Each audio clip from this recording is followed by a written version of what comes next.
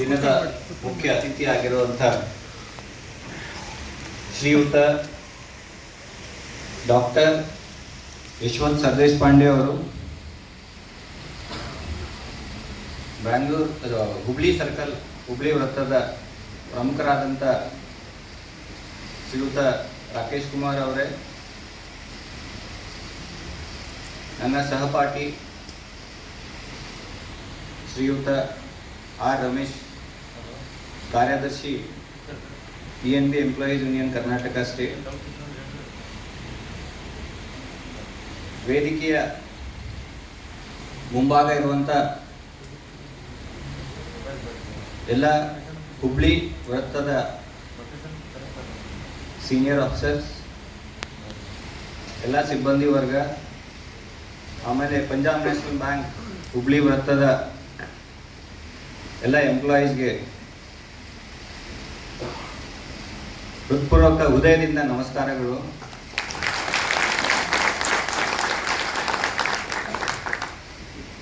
ನಾನು ಹುಟ್ಟಿ ಬೆಳೆದ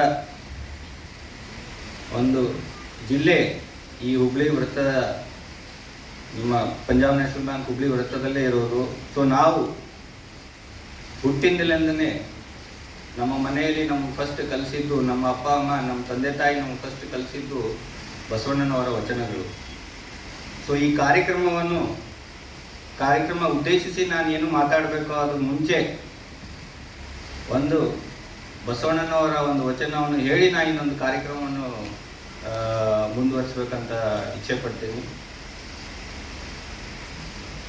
ನಾನು ಬ್ಯಾಂಗ್ಳೂರಲ್ಲಿ ಕೂಡ ಇವಾಗ ಡಿಸೆಂಬರ್ 9ನೇ ತಾರೀಕು ನಾವು ಬೆಂಗಳೂರು ಸರ್ಕಲಲ್ಲಿ, ಬೆಂಗಳೂರು ವೃತ್ತದಲ್ಲಿ ಕನ್ನಡ ರಾಜ್ಯೋತ್ಸವವನ್ನು ನಾವು ಆಚರಿಸಿದ್ದೇವೆ. ಅದರಲ್ಲಿ ಮುಖ್ಯ ಅತಿಥಿಯಾಗಿ ಡಾಕ್ಟರ್ TS ನಾಗಭರಣ ಅವರು ಬಂದಿದ್ದರು. ಆ್ಯಂಡ್ ಅವ್ರದ್ದೊಂದು ಭಾಷಣ, ಅದೊಂದು ಸಮಾರಂಭ ತುಂಬ ವಿಜೃಂಭಣೆಯಾಗಿ ನಾವು ನಡೆಸಿಕೊಟ್ಟಿದ್ದೇವೆ ಆವಾಗ, ಆ ಟೈಮಲ್ಲಿ ಡಿಸೆಂಬರ್ 9ರಂದು. ಸೊ ಈ ಒಂದು ಕನ್ನಡ ರಾಜ್ಯೋತ್ಸವ, ಕನ್ನಡ ಹಬ್ಬ ಎಲ್ಲರಿಗೂ ವಿಶೇಷತೆ, ಎಲ್ಲರಿಗೂ ಒಂದು ಮನಸ್ಸಿಂದ ಒಂದು ಭಾವನೆ ಏನು ಒಳಗಡೆಯಿಂದ ಇರುತ್ತದೆ, ಅದು ಖಂಡಿತ ಆ ಒಂದು ಸಮಾರಂಭವನ್ನು ಆಚರಣೆ ಮಾಡಿದ್ರೇ ಬರುವುದಂತ. ಸೊ ಈ ನಿಟ್ಟಿನಲ್ಲಿ ಇವತ್ತು ಬಸವಣ್ಣನವರು ಹೇಳಿದಂಥ ಒಂದು ವಚನದಲ್ಲಿ, ಕಲಬೇಡ ಕೊಲಬೇಡ, ಹುಸಿಯ ನುಡಿಯಲು ಬೇಡ, ಮುನಿಯಬೇಡ, ಅನ್ಯರಿಗೆ ಅಸಿಯ ಪಡಬೇಡ, ತನ್ನ ಬಣ್ಣಿಸಬೇಡ, ಇದಿರ ಹಳಿಯಲು ಬೇಡ, ಇದೇ ಅಂತರಂಗ ಶುದ್ಧಿ, ಇದೇ ಬಹಿರಂಗ ಶುದ್ಧಿ, ಇದೇ ನಮ್ಮ ಕೂಡಲ ಸಂಗಮ ದೇವನೊಲಿಸುವ ಪರಿ. ಆ ವಚನದಲ್ಲಿ ನೀವು ಆ ವಚನ ಕೇಳಿ ವಚನ ಅರ್ಥ ಮಾಡಿಕೊಂಡ್ರೆ ತುಂಬ ವಿಷಯ ಇದೆ. ನೀವು ಜಗತ್ತನ್ನೇ ಗೆಲ್ಲಬಹುದು ಆ ವಚನವನ್ನು ನೀವು ಅನುಸರಿಸಿದರೆ. ನೀವು ಯಾರ ಮೇಲೆ ಕೂಡ ಏನೂ ದ್ವೇಷ ಇಲ್ಲದೇನೆ, ಏನೂ ಇದು ಇಲ್ಲದೇನೆ ಎಲ್ಲರೂ ಮೆಚ್ಚುವಂಥ ಒಂದು ಕೆಲಸವನ್ನು ನೀವು ಆ ವಚನ ಅರ್ಥ ಮಾಡಿಕೊಂಡ್ರೆ ನಿಮ್ಗೆ ಗೊತ್ತಾಗುತ್ತೆ. ಕನ್ನಡ ಭಾಷೆ ಯೂಶ್ವಲಿ ಏನಾಗುತ್ತೆ, ಯಾವಾಗಲೂ ಮುಖ್ಯ ಅತಿಥಿಗಳು ಮಾತಾಡುವಾಗ ಮುಖ್ಯ ಅತಿಥಿಗಳನ್ನು ಲಾಸ್ಟ್ ಟೈಮಲ್ಲಿ ಕರೆಯೋದು. ಎಲ್ಲ ಭಾಷಣ, ಎಲ್ಲರೂ ವೇದಿಕೆಯಲ್ಲಿ ಭಾಷಣ ಮಾಡಿದ ಮೇಲೆ ಮುಖ್ಯ ಅತಿಥಿಯನ್ನು ಕರೆಯೋದು. ಬಟ್ ಇಲ್ಲಿ ಇವರು ಮುಖ್ಯ ಅತಿಥಿಗಳನ್ನ ಸ್ಟಾರ್ಟಿಂಗಲ್ಲೇ ಕರೆದ್ಬಿಟ್ರು, ಪ್ರಾರಂಭದಲ್ಲೇ ಕರೆದ್ಬಿಟ್ರು. ಸೊ ಸರ್ ದೇಶಪಾಂಡೆ ಅವರು ಎಲ್ಲ ವಿಷಯವನ್ನು ಹೇಳಿಬಿಟ್ರು. ಸೊ ನಮಗೇನು ವಿಷಯ ಇರಲಿಲ್ಲ ಯಾವಾಗ ಹೇಳೋಕ್ಕೆ. ಬಟ್ ಆದರೂ ನಮ್ಮ ಅವರಿಗಿರೋ ಅಂಥ ಕನ್ನಡ ಜ್ಞಾನ, ಆಮೇಲೆ ಅವ್ರು ಮಾಡಿರೋ ಕನ್ನಡದಲ್ಲಿ ಕೆಲಸ ಇರೋದ್ರಲ್ಲಿ ಅವರು ಖಂಡಿತ ಒಂದು ನಿಮಗೆ ನಾನ್ ಸ್ಟಾಪ್ 12 ತಾಸು ಕೂಡ ಇಲ್ಲಿ ಭಾಷಣವನ್ನು ಕೊಡ್ಬೋದು. ಅದೇ ಇಂಟ್ರೆಸ್ಟಿಂಗ್ ಆಗಿ ಇರುತ್ತೆ. ನೀವು ಯಾವಾಗ ಅವ್ರು ಭಾಷೆ ಮಾಡುವಾಗ ಎಲ್ಲರೂ ಕೇಳ್ತಾ ಇದ್ರು, ಮನ್ಸು ಕೊಟ್ಟು ಕೇಳ್ತಾ ಇದ್ರು, ಎಲ್ಲರೂ ಒಂದು ಅಟೆಂಟಿವ್ ಆಗಿದ್ರು, ಎಲ್ಲರೂ ಏನು ಒಂದು ಇದು ಆಗಿತ್ತು, ಹ್ಯೂಮರಸ್ ಅಂತ ನಾವು ಹೇಳ್ತೀವಿ, ಆ ಥರ ಒಂದು ಭಾಷೆಯಲ್ಲಿ ಅವರು ಮಾತಾಡ್ತಾ ಇದ್ರು. ಖಂಡಿತ ಸರ್, ನಿಮ್ಮ ಒಂದು ಕನ್ನಡದ ಯೋಗದಾನ ತುಂಬ ಅಪಾರವಾಗಿದೆ. ಆ್ಯಂಡ್ ನಾವು ಎಲ್ಲರೂ ಪಂಜಾಬ್ ನ್ಯಾಷನಲ್ ಬ್ಯಾಂಕ್ ಸಿಬ್ಬಂದಿಗಳು ಹೃತ್ಪೂರ್ವವಾಗಿ ನಿಮಗೆ ಧನ್ಯವಾದ ಹೇಳೋಕ್ಕೆ ಬಯಸ್ತೀನಿ. ಅದೇ ಥರ ನಮ್ಮ ಪಂಜಾಬ್ ನ್ಯಾಷನಲ್ ಬ್ಯಾಂಕ್ ಹುಬ್ಳಿ ವೃತ್ತದ ಸರ್ಕಲ್ ಹೆಡ್ ಆಗಿರೋಂಥ ವೃತ್ತ ಪ್ರಮುಖರಾಗಿದ್ದಂಥ ರಾಕೇಶ್ ಕುಮಾರ್ ಸರ್, ಅವ್ರು ಕನ್ನಡ ಮಾತಾಡುವಾಗ ನನಗೆ ಒಂದು ಆಶ್ಚರ್ಯವಾಯಿತು, ಏನಂದರೆ ಇಷ್ಟು ಹೆಂಗೆ ಇದು ಮಾಡ್ಕೊಂಡು ಬಂದಿದ್ದಾರೆ ಅಂತ. Sir, I appreciated your way of Kannada speaking, and it's really nice. Means the way we all always think, ಅಂದರೆ ನಾವು ಯಾವಾಗಲೂ those who come from outside, those who come from other state, I personally feel from my side is we should definitely learn the language where we work or where we stay. That should be our endeavor. I think that was my endeavor also when I started my graduation earlier after completing 12th. Wherever I go, means ನಾನು ಮಹಾರಾಷ್ಟ್ರದಲ್ಲಿ ನಾನು graduation ಮಾಡಿದೆ, ನಾನು ಮರಾಠಿ ಕಲಿತೆ ಅಲ್ಲಿ. ಅದಾದಮೇಲೆ ನಾನು ಒಂದು ವರ್ಷ ಅಲ್ಲಿ ಕೆಲಸ ಮಾಡಿದೆ. ಆಮೇಲೆ ನಾನು ತಮಿಳ್ನಾಡಿಗೆ ನನಗೆ ಪಂಜಾಬ್ ನ್ಯಾಷನಲ್ ಬ್ಯಾಂಕ್ ಪೋಸ್ಟಿಂಗ್ ಆದಾಗ ಜಾಯ್ನಿಂಗ್ ಆದಾಗ ತಮಿಳ್ನಾಡಲ್ಲಿ ಪೋಸ್ಟಿಂಗ್ ಕೊಟ್ಟರು. ಸೊ ತಮಿಳ್ನಾಡಲ್ಲಿ ನಾನು ಬ್ಯಾಂಕಲ್ಲಿ ಜಾಯ್ನ್ ಆಗಿದ್ದು ಕೃಷಿ ಅಧಿಕಾರಿಯಾಗಿ, ಅಗ್ರಿಕಲ್ಚರ್ ಆಫೀಸರಾಗಿ ಜಾಯ್ನ್ ಆಗಿದ್ದು.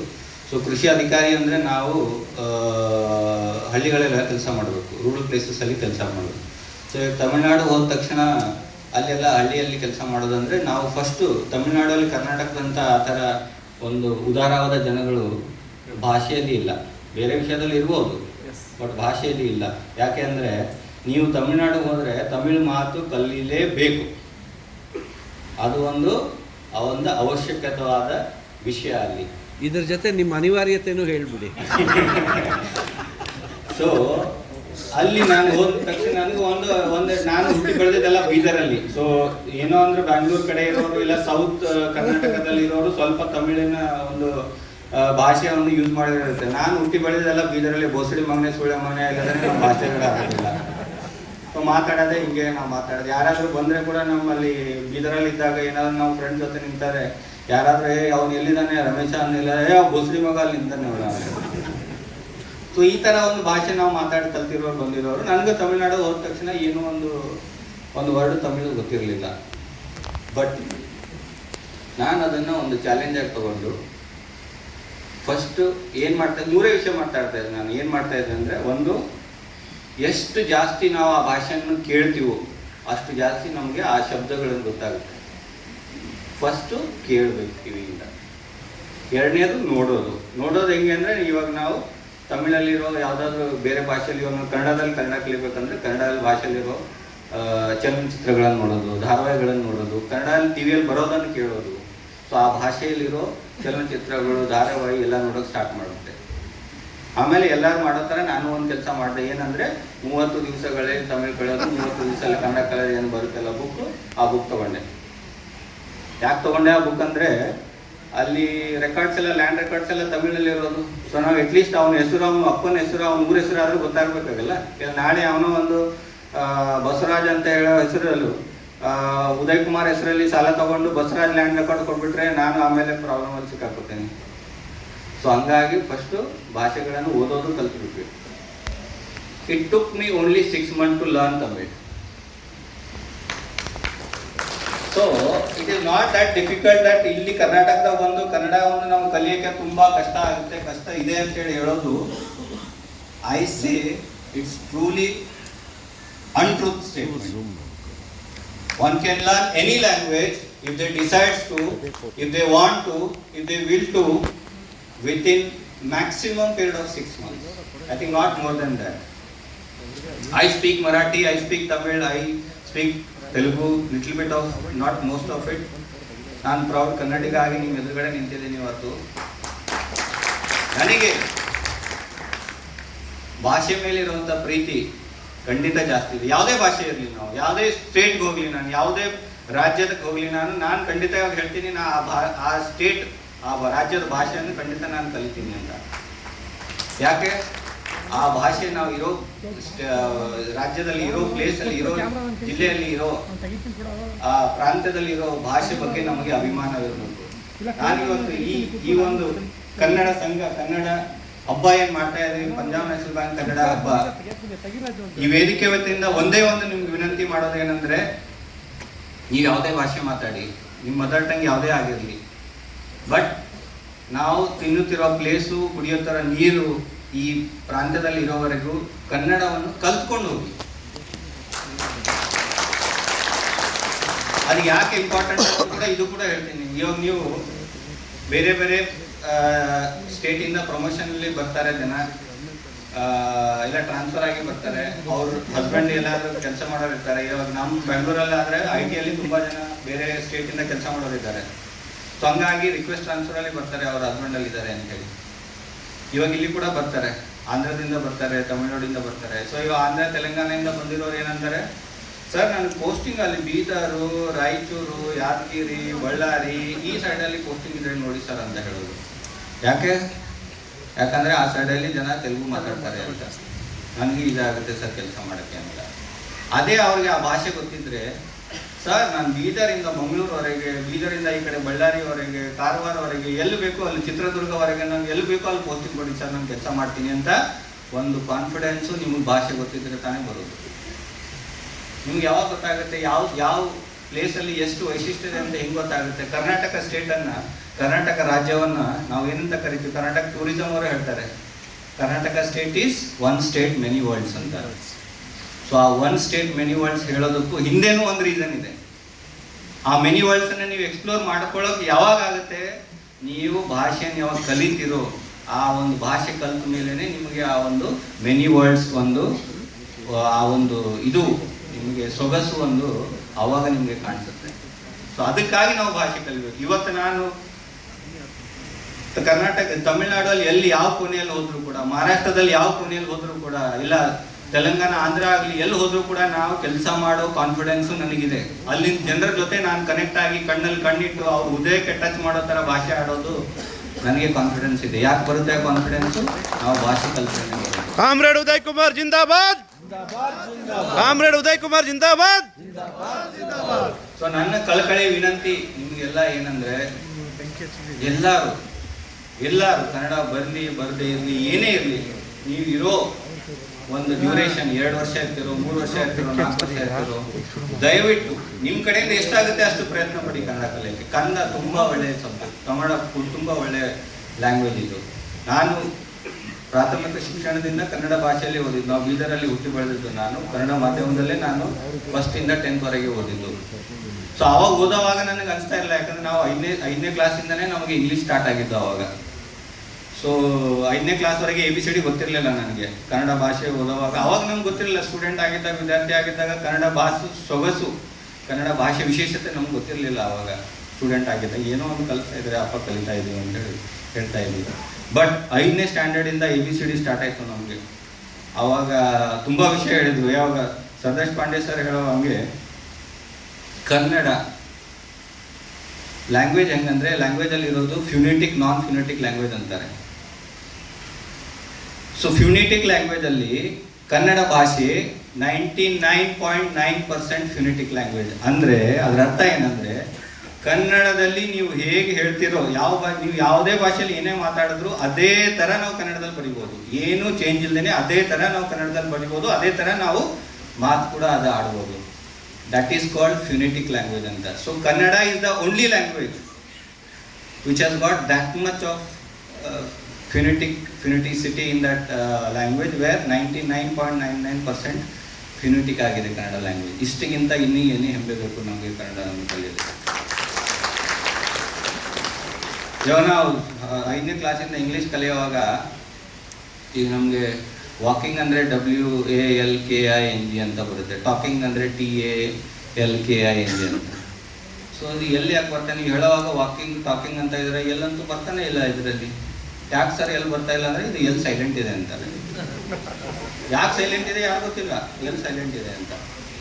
ಈಗ ಸೈಕೋ ಅಂತ ಇಂಗ್ಲೀಷಲ್ಲಿ ಬರೆದ್ರು ಕೂಡ P ಸೈಲೆಂಟ್ ಆಗುತ್ತೆ, P ಅದರಲ್ಲಿ. ಸೈಕೋ ಎಲ್ಲಿ ಸರ್, P ಎಲ್ಲಿ ಬರ್ಬೇಕಿದ್ರಲ್ಲಿ ಸೈಕೋ ಅನ್ನೋದು ಇಲ್ಲ, ಅದು P ಬರುತ್ತೆ, ಅದು ಹಾಗೆ ಬರುತ್ತೆ. ಯಾರು ಕೇಳಿದ್ರೆ ಕೂಡ ಯಾರು ಹೇಳೋದಿಲ್ಲ, ನಿಮ್ಗೆ P ಯಾಕೆ ಬರುತ್ತೆ ಅಂತ ಕೇಳಿ ನೋಡೋಣ, ಯಾರು ಹೇಳೋದಿಲ್ಲ P ಯಾಕೆ ಬರುತ್ತೆ ಅಂತ ಹೇಳಿ. ಬಟ್ ಅದು ಕನ್ನಡದಲ್ಲಿ ಆ ಥರ ಇಲ್ಲ. ನೀವು ಏನು ಹೇಳ್ತಿರೋ, ಏನು ಬರೀತಿರೋ, ಏನು ನಿಮ್ಮ ಯಾವ ಭಾಷೆಯಲ್ಲಿ ನೀವು ಏನು ಮಾತಾಡಿದ್ರು ಅದು ನೀವು ಹಂಗೇ ಕನ್ನಡದಲ್ಲಿ ನೀವು ಹೇಳ್ಬೋದು. ಆ ಒಂದು ತಾಕತ್ತು ಕನ್ನಡ ಭಾಷೆಗಿರೋದಷ್ಟೇ.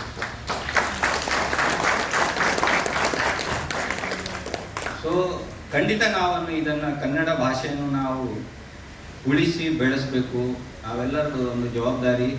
ಸೊ ನಾನೊಂದು ಈ ವೇದಿಕೆಯಿಂದ ಏನು ಒಂದು ವಿನಂತಿ ಮಾಡೋದೇನೆಂದರೆ, ಪಂಜಾಬ್ ನ್ಯಾಷನಲ್ ಬ್ಯಾಂಕ್ ಕನ್ನಡ ಸಂಘ ಏನಿದೆ, ಆ ಈ ಸಂಘದಿಂದ ಕನ್ನಡ ರಾಜ್ಯೋತ್ಸವ ಮಾಡೋದಷ್ಟೇ ಕನ್ನಡ ಸಂಘದ ಕೆಲಸ ಇರಬಾರ್ದು. ಕನ್ನಡ ಸಂಘ ಕನ್ನಡ ರಾಜ್ಯೋತ್ಸವ ಮಾಡೋದು ಏನು ಒಂದು ದಿವಸ ಮಾಡಿ ಆಮೇಲೆ ನಾವು ಮನೆಗೆ ಹೋಗಿ ಆರಾಮಾಗಿರ್ತೀವಿ ಅಷ್ಟೇ. ಆ ಒಂದು ಉದ್ದೇಶ ಕನ್ನಡ ಸಂಘದ ಇರಬಾರ್ದು. ಕನ್ನಡ ಸಂಘ, ಪಂಜಾಬ್ ನ್ಯಾಷನಲ್ ಬ್ಯಾಂಕ್ ಕನ್ನಡ ಸಂಘ ಏನು ಉದ್ದೇಶ ಇರಬೇಕಂದ್ರೆ, ನಾವು ಪ್ರತಿನಿತ್ಯ ನಮ್ಮ ಪಂಜಾಬ್ ನ್ಯಾಷನಲ್ ಬ್ಯಾಂಕ್ ಹುಬ್ಳಿ ವೃತ್ತದಲ್ಲಿರೋ ಎಲ್ಲ ಶಾಖೆಗಳಲ್ಲೂ ಕನ್ನಡವನ್ನು ನಾವು ಹೇಗೆ ಬೆಳೆಸಬೇಕು, ಹೇಗೆ ಹೊರಗಡೆಯಿಂದ ಬಂದಿರೋರಿಗೆ ನಾವು ಕನ್ನಡವನ್ನು ಕಲಿಸಬೇಕು, ಹೇಗೆ ಕನ್ನಡ ಸಂಸ್ಕೃತಿಯನ್ನು ನಾವು ಒಂದು ಅವರು ದೈನಂದಿನ ಕೆಲಸದಲ್ಲಿ ಹೇಗೆ ಮಾಡಿಕೊಡಬೇಕು, ಹೇಗೆ ಕಲಿಸ್ಬೇಕು, ಅವರ ಒಂದು ಜೀವನದಲ್ಲಿ ಹೇಗೆ ಅಳವಡಿಸ್ಕೊಡ್ಬೇಕು ಅಂತೇಳಿ ಒಂದು ನಿಟ್ಟಿನಲ್ಲಿ ಪಂಜಾಬ್ ನ್ಯಾಷನಲ್ ಬ್ಯಾಂಕ್ ಕನ್ನಡ ಸಂಘ ಒಂದು ಕೆಲಸ ಮಾಡಬೇಕು. ಸೊ ನಾನು ಇವಾಗ ಯಾರು ಪಂಜಾಬ್ ನ್ಯಾಷನಲ್ ಬ್ಯಾಂಕ್ ಕನ್ನಡ ಸಂಘ ಒಂದು ಕಮಿಟಿ ಮೆಂಬರ್ಸ್ ಇದ್ದಾರೆ, ಇಲ್ಲ ಪದಾಧಿಕಾರಿಗಳಿದ್ದಾರೆ, ನೀವು ಆ ನಿಟ್ಟಿನಲ್ಲಿ ಕೆಲಸ ಮಾಡಿ. ಆವಾಗಲೇ ನಾವು ಮನಸ್ಸಿಂದ ಕನ್ನಡವನ್ನು ಉಳಿಸಿದ್ದೇವೆ, ಮನಸ್ಸಿಂದ ಕನ್ನಡವನ್ನು ಬೆಳೆಸಿದ್ದೇವೆ ಅಂತ ಒಂದು ಹೆಮ್ಮೆ ನಮ್ಮ ಮನಸ್ಸಲ್ಲಿ ಬರುತ್ತೆ. ಇಲ್ಲ ಪ್ರತಿ ವರ್ಷ ನವೆಂಬರ್ 1ಕ್ಕೆ ಕನ್ನಡ ರಾಜ್ಯೋತ್ಸವ ಸೆಲೆಬ್ರೇಟ್ ಮಾಡಿದ್ರೆ ಕನ್ನಡ ಬೆಳೆಸೋಕ್ಕಾಗಲ್ಲ, ಕನ್ನಡ ಉಳಿಸೋಕ್ಕಾಗಲ್ಲ. So Punjab National Bank Kannada ಸಂಘದವರು ತುಂಬ ಒಂದು ಜವಾಬ್ದಾರಿ ಇವಾಗ ಕೆಲಸವನ್ನು ಮಾಡ್ತಾರೆ ಅಂತೇಳಿ ನನಗೆ ನಂಬಿಕೆ ಇದೆ. ಯಾಕಂದರೆ ಹುಬ್ಳಿ ವೃತ್ತದಲ್ಲಿ ಯಾವಾಗಲೂ ನಾವು ನೋಡ್ತೀವಿ, ಇವಾಗ ಕೂಡ ಕನ್ನಡ ರಾಜ್ಯೋತ್ಸವ ಮಾಡ್ತೀನಿ ಅಂಥೇಳಿ ಒಂದು ಕೋರಿಕೆ ಬಂದಾಗ ಎಲ್ಲರೂ, ಐ ಥಿಂಕ್ ಎಲ್ಲ ಬೀದರಿಂದ ಪೂರ ಮಂಗಳೂರುವರೆಗೆ, ಈ ಕಡೆ ಬಳ್ಳಾರಿವರೆಗೆ, ಈ ಕಡೆ ಕಾರವಾರವರೆಗೆ ಎಲ್ಲರೂ ಸೇರಿ ನೀವೇನು ಅದಕ್ಕೇನು ಪ್ರೋತ್ಸಾಹನೆ ಕೊಟ್ಟಿದ್ದೀರಾ, ನೀವೇನು ಅದಕ್ಕೆ ಇದು ಮಾಡಬೇಕು ಅಂತೇಳಿ ಮುಂದೆ ಬಂದಿದ್ದೀರಾ, ಖಂಡಿತ ಅದು ಒಂದು ತುಂಬ ಒಳ್ಳೆಯ ವಿಷಯ. ಇದೇ ಥರ ನೀವು ಒಂದು ಕನ್ನಡ ಭಾಷೆಯನ್ನು ಬೆಳೆಸೋಕ್ಕೂ ಕೂಡ ನೀವು ಎಲ್ಲರೂ ಸೇರಿ ಒಟ್ಟುಗೂಡಿ ಆಸ್ ಅ ಒನ್ ಟೀಮ್ ಆಗಿ ಕೆಲಸ ಮಾಡಿ ಕನ್ನಡವನ್ನು ನೀವು ಬೆಳೆಸ್ಬೇಕಂತೇಳಿ ನನ್ನಲ್ಲಿ ಇದು ವಿನಂತಿ. ಸೊ ಈ ದಿವಸ ಇಲ್ಲಿ ನನಗೆ ವೇದಿಕೆ ಮೇಲೆ ಕರೆದು ಒಂದು ಸನ್ಮಾನ ಮಾಡಿದ್ದಕ್ಕೆ ಪಂಜಾಬ್ ನ್ಯಾಷನಲ್ ಬ್ಯಾಂಕ್ ಕನ್ನಡ ಸಂಘ, ಆಮೇಲೆ ಪಂಜಾಬ್ ನ್ಯಾಷನಲ್ ಬ್ಯಾಂಕ್ ಅಧಿಕಾರಿ ವರ್ಗ Hubli circle, Punjab National bank employees ವರ್ಗ ಹುಬ್ಳಿ ಸರ್ಕಲ್, ಅವರೆರಡು ಅಸೋಸಿಯೇಷನ್ ಅವ್ರ ಮೇಲೆ ಯೂನಿಯನ್ನಿಂದ ಸೇರಿ ಈ ಕಾರ್ಯಕ್ರಮ ಮಾಡ್ತಿರೋದು ತುಂಬ ಹೆಮ್ಮೆ ವಿಷಯ. ನಾವು ಎಲ್ಲರೂ ಈ ವರ್ಷ ಈ ಹಾಲಲ್ಲಿ ನಾವು ಮಾಡ್ತಾ ಇದ್ದೀವಿ. ಈ ಹಾಲದ ವೈಶಿಷ್ಟ್ಯತೆಯೇ ಬೇರೆ. ಏನಂದರೆ ನಾವು ಈ ಹಾಲಲ್ಲಿ ಕೂತಿರೋ ಸಭಾಂಗಣದಲ್ಲಿ ಕೂತಿರೋದು ಯಾರ ಹೆಸರಲ್ಲಿರೋ ಸಭಾಂಗಣ, ಇದು ಆಲೂರು ವೆಂಕಟರಾಯರು ಅಂತಾರೆ, ವೆಂಕಟರಾವ್ ಅಂತಾರೆ. ಆ ಒಂದು ಸಭಾಂಗಣದಲ್ಲಿ ಕೂತಿರೋರು ಅವ್ರ ವಿಶೇಷತೆ ಏನಂದರೆ, ಅವರು ಕರ್ನಾಟಕ ಒಂದು ಸಪರೇಟ್ ರಾಜ್ಯವಾಗಬೇಕು, ಸಪರೇಟ್ ಇದು ಆಗಬೇಕು ಅಂಥೇಳಿ ಹೋರಾಟ ಪಟ್ಟಿರೋ ಆ ವ್ಯಕ್ತಿ. ಅವರೇ ಒಂದು ಇಂಪಾರ್ಟೆನ್ಸ್ ಆವಾಗ ಆ ಟೈಮಲ್ಲಿ ಒಂದು ಸಂಘಟನೆಯನ್ನು ಮಾಡಿ, ಒಂದು ಫೈಟ್ ಮಾಡಿ, ಒಂದು ಕರ್ನಾಟಕ ರಾಜ್ಯವನ್ನು ನಮಗೆ ಇದು ಮಾಡಿಕೊಟ್ಟಿರೋರು. ಸೊ ಆ ಒಂದು ಪುಣ್ಯ ಸಭಾಂಗಣದಲ್ಲಿ, ಆ ಪುಣ್ಯರ ಹೆಸರಲ್ಲಿ ಇಟ್ಟಿರೋ ಸಭಾಂಗಣದಲ್ಲಿ ನಾವೆಲ್ಲ ಕೂತ್ಕೊಂಡು ಇವತ್ತು ಕನ್ನಡ ರಾಜ್ಯೋತ್ಸವವನ್ನು ಮಾಡ್ತಾ ಇದ್ದೀವಿ. ಅದಕ್ಕೆ ತುಂಬ ನೀವೆಲ್ಲ ಸೇರಿದವರು, ಎಲ್ಲ ಪಂಜಾಬ್ ನ್ಯಾಷನಲ್ ಬ್ಯಾಂಕ್ ಹುಬ್ಳಿ ವೃತ್ತದ ಎಲ್ಲ ಸಿಬ್ಬಂದಿಗಳಿಗೂ ನನ್ನ ಕೃತಜ್ಞತೆಗಳು. ಆ್ಯಂಡ್ ನೆಕ್ಸ್ಟ್ ಇಯರ್, ಮುಂದಿನ ವರ್ಷ ನಾವು ಐ ಥಿಂಕ್ ಇಲ್ಲಿ ಇವಾಗ ಈ ಪ್ರೋಗ್ರಾಮಲ್ಲಿ ಯಾರ್ಯಾರು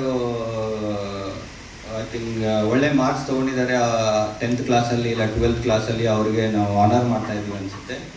ಸೊ ನೆಕ್ಸ್ಟ್ ಇಯರ್ ನನಗೂ ಇನ್ನೊಂದು ವಿನಂತಿ ನಿಮ್ಮ ಕಡೆಯಿಂದ ಕನ್ನಡ ಸಂಘದಕ್ಕೆ ಹೇಳ್ಬೇಕೇನು ಪಡ್ತಾ ಇದ್ದೀನಿ ಅಂದರೆ, ನೆಕ್ಸ್ಟ್ ಇಯರು ನೀವು ಒಂದು ಅವಾರ್ಡ್ ಕೊಡಿ. ಏನಂದರೆ ಯಾವ ಥರ ಪ್ರಶಸ್ತಿ ಅಂದರೆ, ಒಂದು ವರ್ಷದಲ್ಲಿ ಕನ್ನಡ ಬರದೇ ಇರೋರು, ಕನ್ನಡ ಕಲ್ತಿರೋರು, ಅದು ಓದೋದಾಗಲಿ, ಬರೋದಾಗಲಿ, ಇಲ್ಲ ಮಾತಾಡೋದಾಗಲಿ, ಏನೇ ಒಂದಾಗಲಿ, ಇವರು ನಮ್ಮ ಸರ್ಕಲಲ್ಲಿ ಬಂದಿದ್ರು. ಇವಾಗ ಯಾವುದು ಜನವರಿ, ಇವತ್ತು 11ನೇ ತಾರೀಕು. ನೆಕ್ಸ್ಟ್ ನವಂಬರಲ್ಲಿ ಯಾವಾಗ ಮಾಡ್ತೀವೋ ಅವಾಗ, ಇಲ್ಲ ಡಿಸೆಂಬರಲ್ಲೇ ಮಾಡಿ, ನೀವು ಯಾವಾಗ ಪ್ರೋಗ್ರಾಮ್ ಮಾಡ್ತೀರೋ ಅವಾಗ, ಕಾರ್ಯಕ್ರಮ ಮಾಡ್ತೀರೋ ಆವಾಗ. ಇವರಿಗೆ ಸರ್ ಒಂದು ಶಬ್ದ ಕೂಡ ಕನ್ನಡ ಬರ್ತಿರ್ಲಿಲ್ಲ, ಬಟ್ ಈ ನಾವು ಇದು ತಗೊಂಡು ಅವರಿಗೆ ಒಂದು ಕನ್ನಡವನ್ನು ಕಲಿಸಿದ್ದೇವೆ, ಕನ್ನಡವನ್ನು ಇದು ಮಾಡಿದ್ದೇವೆ ಅವ್ರಿಗೆ ಅಂತೇಳಿ ಅದಕ್ಕೊಂದು ಪ್ರಶಸ್ತಿ ಕೊಡಿ ನೀವೆಲ್ಲರೂ ಸೇರಿ. ಸೊ ಆ ನೀವು ಇದರಲ್ಲಿ ಅವ್ರಿಗೂ ಒಂದು ಪ್ರೋತ್ಸಾಹ ಕೊಟ್ಟರೆ ಅವ್ರಿಗೂ ಒಂದು ಮನಸ್ಸಲ್ಲಿ ಬರುತ್ತೆ, ಓಕೆ ನಾನು ಕಲಿಬೇಕು, ಕನ್ನಡ ಇದು ಮಾಡಬೇಕು ಅಂತೇಳಿ. ಸೊ ಆ ಅವಾರ್ಡ್ ಕೂಡ, ಆ ಪ್ರಶಸ್ತಿ ಕೂಡ ನೀವು ನೆಕ್ಸ್ಟ್ ಟೈಮ್ ಇಡಬೇಕಂತೇಳಿ ನನ್ನ ವಿನಂತಿ. ಅದೇ ಥರ ನಾವು ಬೆಂಗಳೂರು ವೃತ್ತದಲ್ಲಾಗಲಿ, ಇಲ್ಲ ಹುಬ್ಳಿ ವೃತ್ತದಲ್ಲಾಗಲಿ, ಮುಂಚೆ ಪಂಜಾಬ್ ನ್ಯಾಷನಲ್ ಬ್ಯಾಂಕ್ ಒಂದೇ ವೃತ್ತ ಆಗಿರ್ತಿತ್ತು, ಅದು ಕರ್ನಾಟಕ ವೃತ್ತ ಅಂತ ಕರಿತಿದ್ವಿ ನಾವು. ಇವಾಗ ಅಮಾಲ್ಗಮೇಷನ್ ಆಗಿದ್ದರಿಂದ OBC, Oriental Bank of Commerce, ಆಮೇಲೆ United Bank of India, Punjab National Bank ಒಳಗೆ ಅಮಾಲ್ಗಮೇಷನ್ ಆದಮೇಲೆ, ವಿಲೀನ ಆದಮೇಲೆ ಇವಾಗ 2 ವೃತ್ತ ಇರೋದು, ಬ್ಯಾಂಗ್ಳೂರು ವೃತ್ತ ಆಮೇಲೆ ಹುಬ್ಳಿ ವೃತ್ತ ಅಂತ ಹೇಳಿ. ನಾವಿಬ್ಬರು ನಾನು ಬ್ಯಾಂಗ್ಳೂರು ವೃತ್ತದ ಕಾರ್ಯದರ್ಶಿಯಾಗಿ, ಆಮೇಲೆ AIPMU all India vice president ಆಗಿ ನಿಮ್ಮನ್ನು ಏನಂತ ಹೇಳೋದಂದರೆ, ನಾವೆಲ್ಲರೂ ಸೇರಿ ಬ್ಯಾಂಗ್ಳೂರು ವೃತ್ತದಿಂದ ಆಮೇಲೆ ಹುಬ್ಳಿ ವೃತ್ತದಿಂದ 2 ವೃತ್ತದಿಂದ ನಾವು ಸೇರಿ ಕನ್ನಡವನ್ನು ಉಳಿಸೋಕ್ಕೆ, ಕನ್ನಡವನ್ನು ಬೆಳೆಸೋಕ್ಕೆ, ಕನ್ನಡವನ್ನು ಒಂದು ಹೆಮ್ಮೆಯ ಭಾಷೆ ಅಂತ ನಾವು ಇದು ಮಾಡೋಕ್ಕೆ ನಮ್ಮ ಇಬ್ಬರು 2 ವೃತ್ತದಿಂದ ಎಲ್ಲ ಪದಾಧಿಕಾರಿಗಳಾದ ಆಫೀಸರ್ ಅಸೋಸಿಯೇಷನ್ ಆಗಲಿ ಇಲ್ಲ ವರ್ಕ್ಮೆನ್ ಯೂನಿಯನ್ ಆಗಲಿ ನಾವು ಸೇರಿ ಕೆಲಸ ಮಾಡೋಣ ಅಂಥೇಳಿ ಈ ಮಾಧ್ಯಮದಿಂದ ನಿಮಗೆ ಹೇಳೋಕ್ಕೆ ಇಚ್ಛೆಪಡ್ತೀನಿ. ಆಮೇಲೆ ನನಗೆ ಇಲ್ಲಿ